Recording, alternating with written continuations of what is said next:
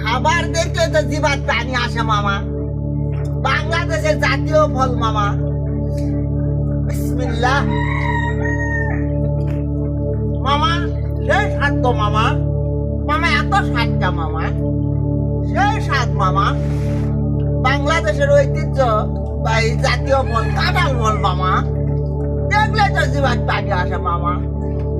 আরে শালাবে না, জাতীয় ফলের নাম জগদম্ব।